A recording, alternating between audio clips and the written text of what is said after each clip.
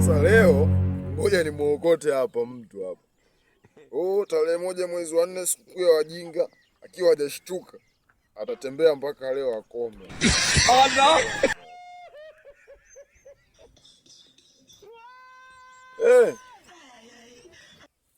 Mambo vipi?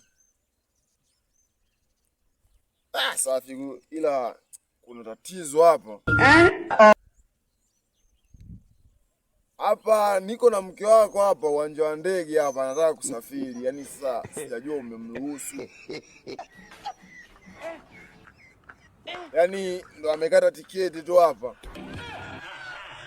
Anataka kuondoka sasa. Ndio nilikuwa nataka nikuulize labda umemruhusu.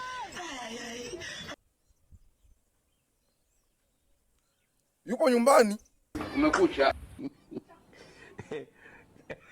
Na unajua kwa leo siku ya wajinga.